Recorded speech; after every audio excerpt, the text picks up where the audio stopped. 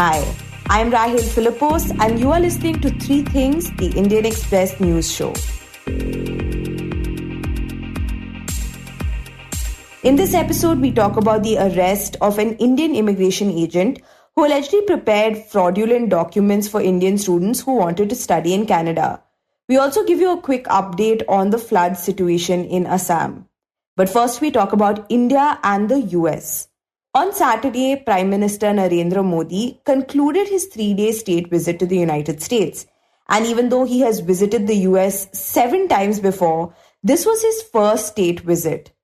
And when we spoke to the Indian Express's associate editor Shubhajit, he pointed out that this was also the first time that an Indian leader was asked to address the US Congress for the second time.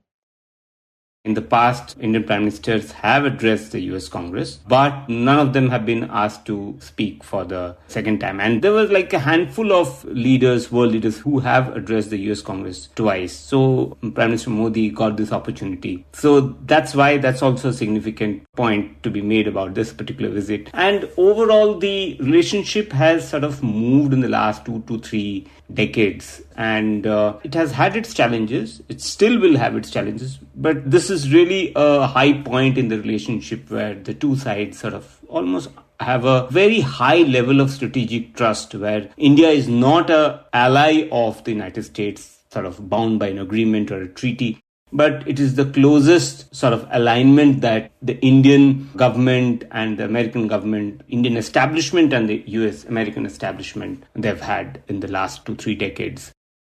Now, during his visit, which started on the 21st of June, leaders of both the countries engaged on multiple issues, ranging from China to defense deals to sharing technology, which, as Shubhajit mentioned, have created a milestone in the India-US relations. And this was reflected in the Prime Minister's address to the US Congress as well. Today, we stand at a new dawn in our relationship that will not only shape the destiny of our two nations, but also that of the world. Now, to know more about the major takeaways from PM Modi's visit to the US and the issues that dominated the conversation, my colleague Utsa Sarmin speaks to Shubhajit in the segment. So Shubhajit, during the visit, one of the issues that dominated the conversation was China. Could you first tell us how China's actions in the Indo-Pacific region have affected the Indo-US ties? So obviously, China has been emerged as what I call the strategic glue for India and US in the last few years. So China under Xi Jinping has really become much more muscular, much more belligerent, much more aggressive in the Indo-Pacific and in India's borders. So we can see in the last 3 years the face-off between Indian and Chinese troops. Almost 50 to 60,000 troops are deployed on both sides of the India-China border in Ladakh. And that really pushed India towards the US, and US also has realized, and under Trump administration, actually the US administration, US government for the first time framed China as a strategic rival and a threat. And Biden administration has just continued that policy, and the relationship between US and India has really got a fillip because China has emerged as this threat to global order, world order. So in that sense, China has really played a role in that sense. And beyond that, also, there are a lot of common convergences between India and US in a whole host of areas which are evident in the joint statement and the statements by the two leaders that we saw during the week coming out from Washington, D.C. Right, and speaking about these common convergences, are you talking about how India and the US have highlighted their shared respect for democratic values as opposed to countries like China? Yeah, of course. So the Biden administration has framed this alliance or sort of coalition of like-minded countries, he calls them democracies, versus the autocracies. So he targets China and Russia in the autocracy basket, and India obviously falls in the democracies basket.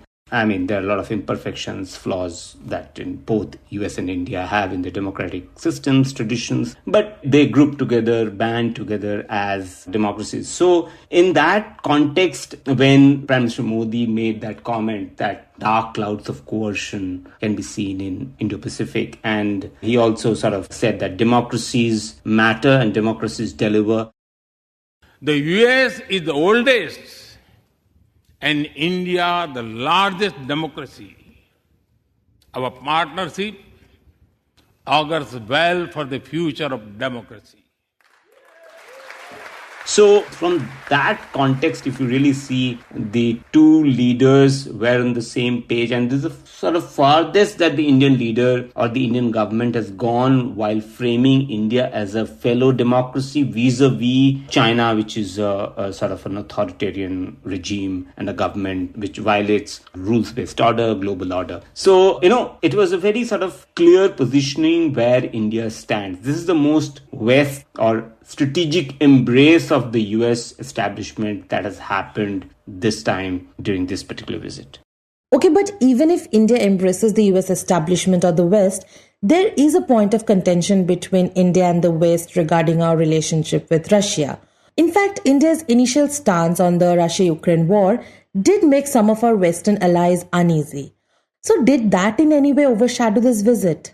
So I think of all the Western countries, US is actually the most appreciative or understanding of India's position, why it cannot criticize Russia openly, publicly. And India's dependence on Russia for its defense supplies is a real issue. It's not a hypothetical or an imaginary issue. And 60 to 70% when you're dependent on a country for your supplies, you would be careful. So the Indian government, that's why it has reasoned always that, it has played a very carefully nuanced, calibrated stance on Russia-Ukraine war. And then last year when Prime Minister Modi, he told President Putin that this is not the era of war, I think that message, in fact, Modi reiterated in his address to the US Congress, where he said that I have said this publicly and directly. Now, who has he addressed it publicly and directly to? It is to President Putin. So from that context, I think US has been very understanding of India's dilemma or position, a difficult spot that India is in.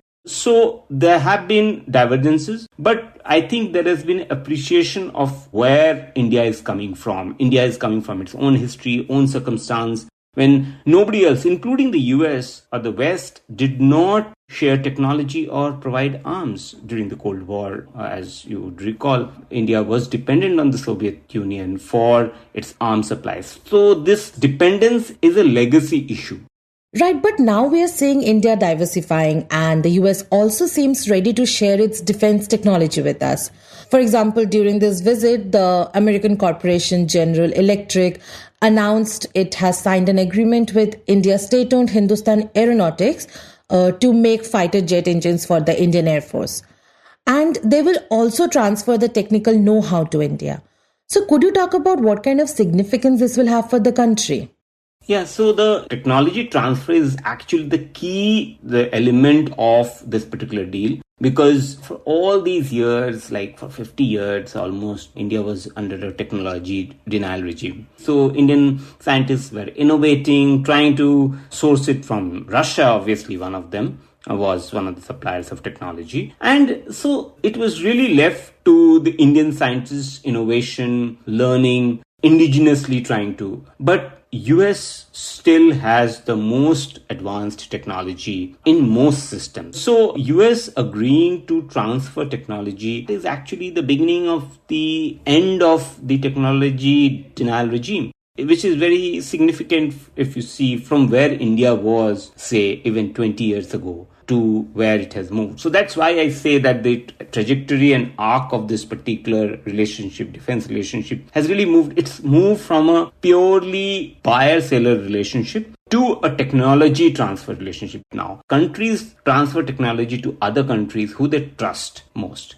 So the strategic trust is so high right now that India is able to convince US, or US is convinced that it will not be misused against them or their allies. So that's why they are confident in sharing or transferring that technology. Okay, and Shubhajit, you have written that India realizes that it needs the US for its growth and development like many other countries in the world. So what would you say works in India's favor when it tries to get that support from the US?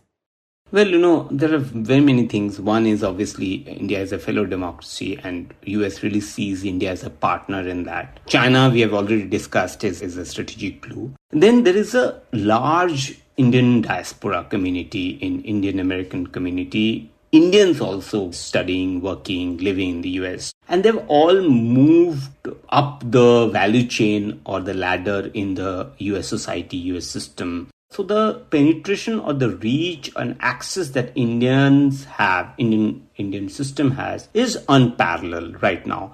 So that gives a big advantage. And US is also sort of betting on India, on investing on India, because it sees it as a fellow democracy, as a counterweight to China, as a country which has impeccable non-proliferation record. So all these factors actually work in India's favor. And of course, India's growing economy and a population with a younger median age. So it is a big market as well for American and Western goods. So all these factors, it's sort of a perfect aligned, stars have aligned. And so these factors actually make the case, a compelling case for India to become a partner, close strategic partner, which has not signed a treaty of alliance with the US.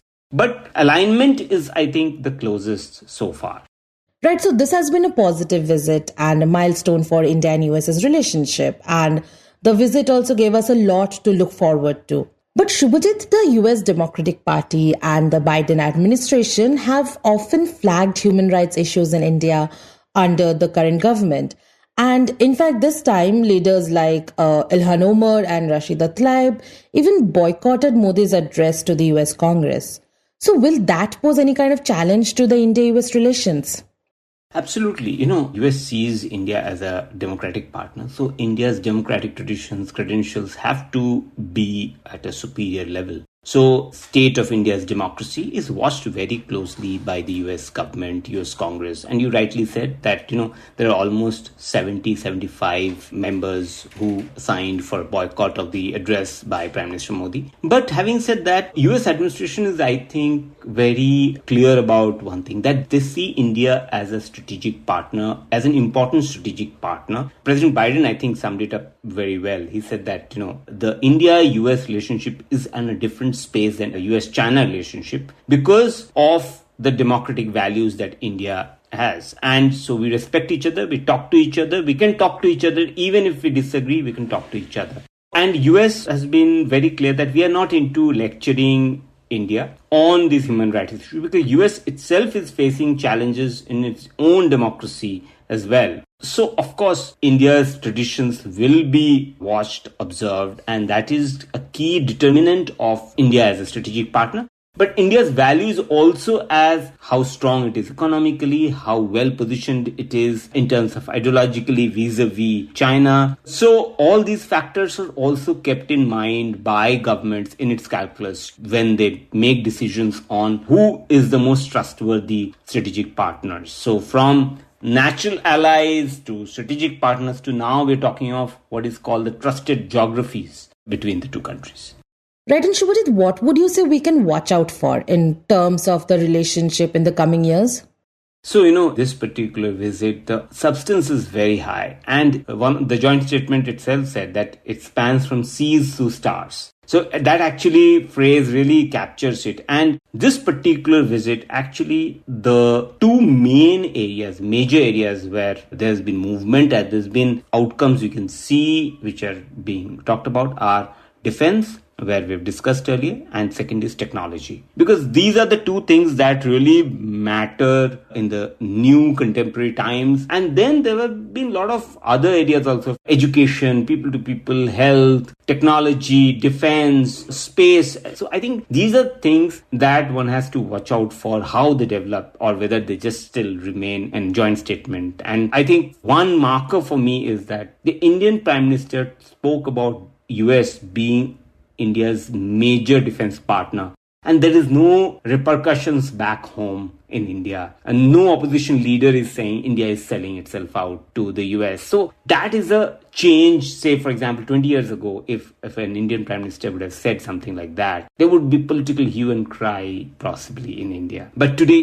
not even the left is sort of criticizing India getting closer to the United States. So that tells you even the domestic environment, the political atmosphere, the social atmosphere, people are sort of accepting and ready for this upward movement. In fact, people have led in some cases in these issues. But I think, so the time is actually ripe right now to take the story forward. But we have to see how the challenges of regulation, of bureaucracies, those come up in the next few years, months, years ahead. So that's how I would see the outcomes, how they play out. That is a space to watch out for.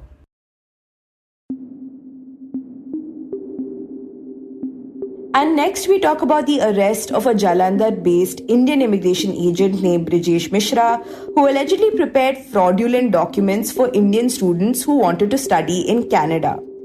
From about 2014 onwards, Brijesh, who ran an immigration consultancy firm called Education Migration Services, helped hundreds of students from Punjab and other parts of India secure positions at colleges in Canada. But now more than 700 of these students are facing possible deportation.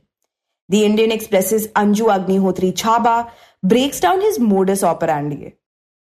Through his agency, he was facilitating immigration of the students by getting them admitted for various education courses in different colleges, particularly in Canada. So, as per the procedures, the college sends offer letter to the students, those who want to pursue their higher studies abroad. So, what he was doing, he was getting those offer letters from the students, and on the basis of that, visa process is being done. Then the admission fees is paid to the said college. So, Mishra was involved in all these facilitation works.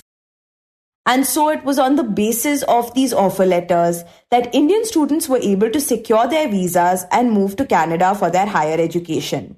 But many of these admission letters turned out to be fake. And according to Anju, some of these students found out about the fake offer letters only after completing their education.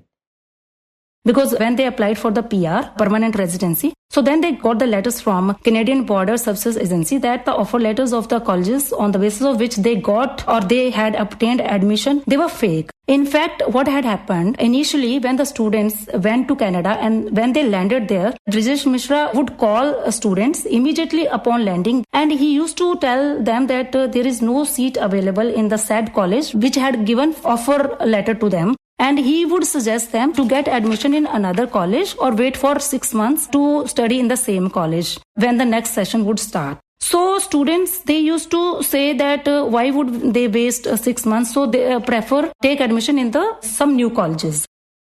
In fact, most of these students got offer letters for colleges where they did not end up studying once they had landed in Canada. And despite all of this, Brijesh's services didn't come cheap. Anju said that on average, each of these students was charged about 16 lakh rupees. And in several cases, Brijesh did not even refund the money to the students. And it's after all of this that they might now be deported.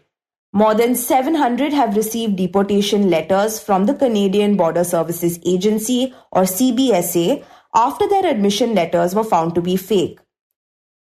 CBSA was asking them that they had got the visa on the basis of an offer letter of a particular college and they have not completed their studies in that college. Now the students, they have no other choice but to approach the court. They also gave their argument that they are students and they are not aware whatever the consultant was doing. They was just going by that. And now the Canadian government has also asked them to prove their innocence and they will not be deported till the time their cases are going on.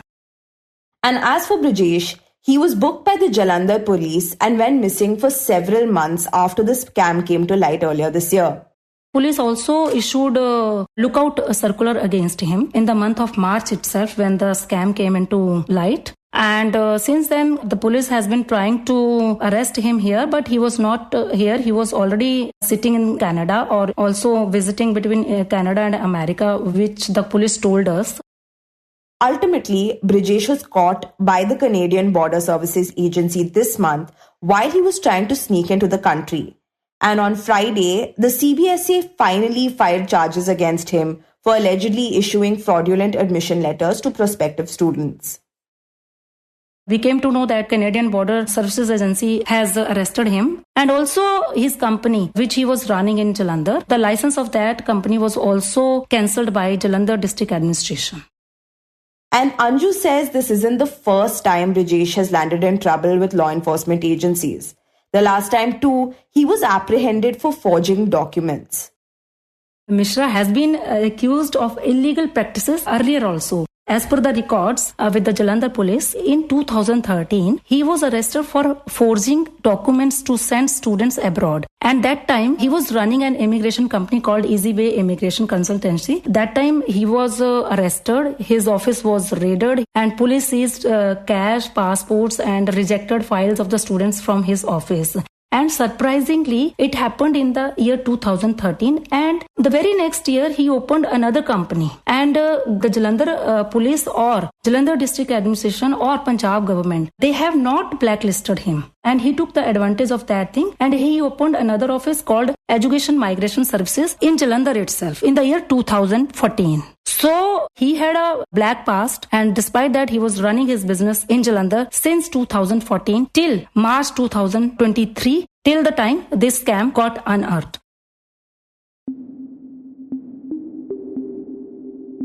And in the end, we give you a quick update on Assam, where the flood situation remained critical over the weekend. According to an official bulletin, the death toll has risen to 3 and over 4 lakh people across 15 districts are affected by the deluge.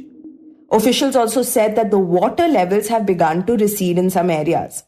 The administration has been operating 101 relief camps in these districts where more than 80,000 people have taken shelter, and it's also running 119 relief distribution centers in 5 districts. सरकार पूरा तत्पर है। बाढ़ जिस भी area में हुआ है, पहले है रेस्क्यू करने का काम, पहले उनको बचाना, रिलीफ देना और उनको रीएस्टेब्लिश करना। तो ये तीनों काम ही चल रहा है और अच्छे से चल रहा है। मुख्यमंत्री महोदय जो है वो 24 घंटा इस काम में लगे हुए हैं, सब मंत्री। Meanwhile, Union Home Minister Amit Shah said he had spoken to Assam Chief Minister Himanta Biswa Sarma and assured him of all possible help to deal with the flood situation.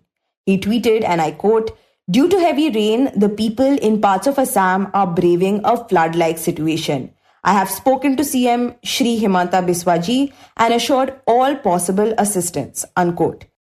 He added that the National Disaster Response Force teams are already on the ground conducting relief and rescue operations, and adequate forces are on standby.